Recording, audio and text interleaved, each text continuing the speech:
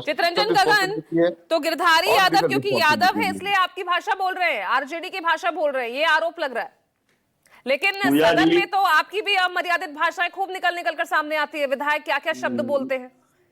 नहीं पूजा जी, हमारे विधायक कोई भी ऐसा शब्द नहीं प्रयोग किए हैं जिसको कि जो है सो आप कहिए क्या संसदीय है। वो तो जनता दल यू और भाजपा के पूजा लोग जी इनकी तो आदत अरे है। परिमल जी आप बोल रहे थे, अरे आदत परिमल है उस कैटेगरी के लिए। अच्छा रुक जाइए ना, अब रुक जाइए। कल जिस शब्द को लेकर इतना बवाल हुआ सदन में, मैं जानकारी कितना भी भड़क आपको गए इस थे टीवी के स्पीकर। माध्यम से दे दूं। पूजा जी यह डिबेट का तरीका नहीं है। परिमल जी अब रुक जाइए। देखिए अब मेरा सवाल आपसे नहीं है, फिर मुझे आपको ऑडियो डाउन करना पड़ेगा। प्लीज आप बीच में इंटरप्ट मत कीजिए ना।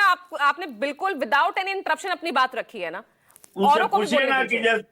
उनसे परिमल जी से सीधा सवाल पूछिए ना कि भाजपा कब ज्वाइन कर रहे हैं, कब जनता दल यू का जो है सो भाजपाकरण की वैधानिक घोषणा होने जा रही है। अरे मुंगेरी लाल के हंसी सपने मत देखें।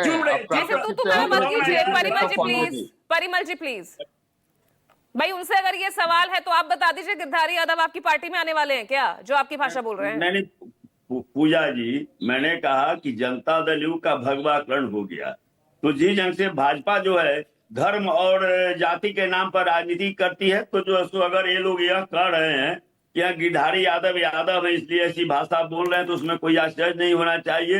क्योंकि अब केवल अनौपचारिक रूप औपचारिकता बाकी है जनता दल यू के भाजपाकरण से। देखिए सवाल SIR का जो सवाल है यह साधारण सवाल नहीं है। और कोई यह कहकर कि हाँ साहब जो है चुनाव आयोग एक संवैधानिक संस्था है, तो क्या संवैधानिक संस्था अगर जो है संविधान विरोधी काम करेगी तो संसद फिर है किस लिए? संसद में क्यों नहीं चर्चा हो?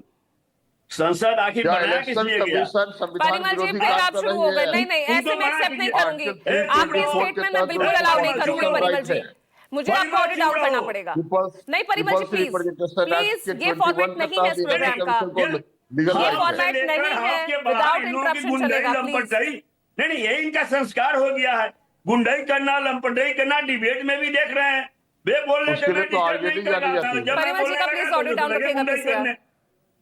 अब पूजा जी देखिए साधारण बात नहीं है आप जो सवाल उठा रही हैं। मैं यह कहना चाहता हूं कि संवैधानिक संस्था अगर अपने उत्तरदायित्व से भटकती है, अपने जिम्मेवारियों का सही ढंग से निर्वहन नहीं करती है, तो उसकी चर्चा आखिर कहाँ होगी?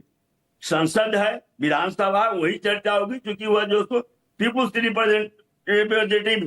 तो आपकी विधानसभा में तो चर्चा चल रही है ना, तो आप उसका क्या हल निकाल रहे हैं? बहिष्कार करने का ऑप्शन ढूंढ रहे हैं आप? नहीं सुन लीजिए। मैं तो जो उठा रहा हूं जनता के बीच में जा रहा, यह साधारण बात नहीं है। मैं आपको SIR के बारे में थोड़ी सी उस पर मैं नजर देना चाहता हूं। अभी जनवरी 2025 में ही मतदाता सूची का प्रकाशन हुआ, उसके पहले संक्षिप्त पुनरीक्षण हुआ, 6 महीना उसमें समय लगा। अब यह बताइए कि जनवरी 2025 में जो मतदाता सूची प्रकाशित हुई है, उसके बाद अब मात्र 6 महीने के अंदर ये लोग कह रहे हैं कि 56 लाख मतदाता को जी आपके पास ही आ रही हूँ। मुझे बस 10 सेकंड का थोड़ा सा सब्र। पूजा जी यह जो कहा जा रहा है कि 99% फॉर्म जमा हो गया, किस ढंग से जमा हुआ है यह जो है सो अब कोई छुपी हुई बात नहीं है। विभिन्न ट्यूब चैनलों पर, यूट्यूब पर चला है, कई चैनलों पर भी चला है, मीडिया में भी बातें आई है, सार्वजनिक रूप से सब लोगों ने देखा है कि किस ढंग से फॉर्म जमा किया गया है। तो वह कह रहा कि 99%, लेकिन यह क्या 99% है? फॉर्म जमा हुआ है, फॉर्म जमा हुआ है, बैठकर कहीं से जो है सो अपलोड कर दिया गया। समझ नहीं है। अरे परिमल जी प्लीज देखिए, मैं भी मुझे भी अच्छा नहीं लगता आपको बार बार टोकना। सीख लियो, हर एक गुंडे ये करोगे, जनता सब देख रही है। अपनी बात पूरी कीजिए चितरंजन जी जल्दी से। पूजा जी तो मैं यह कह रहा हूँ कि मात्र जनवरी से लेकर यह जून तक 56 लाख लोग जो है सो उसमें वोटर लिस्ट से बाहर हो जाएंगे। हाँ। तो कल लेकिन आपके इन सवालों पर CEC ज्ञानेश कुमार खुद उन्होंने जवाब दिया ना, उन्होंने खुद कई सवाल उठाए हैं, तीखा हमला आप पर ही बोल दिया। नहीं पूजा जी, ज्ञानेश कुमार का अगर नियत साफ रहता तो जो है सो गलत ढंग से जो गुमराह किया जा रहा है, बड़ा बार उदाहरण दिया जा रहा है 2003 का, तो 2003 में इसी ढंग से हुआ था क्या SIR? 2003 का जो उदाहरण दिया जा रहा है एसआईआर होना चाहिए हमेशा। ठीक है धनंजय जी, अब जवाब दीजिए। कई ऐसे सारे सवाल है। सबसे पहला सवाल तो यही ना जो मैंने अपने सहयोगी से भी पूछा, एसआईआर को लेकर चर्चा विधानसभा में हो सकती है, संसद में क्यों नहीं?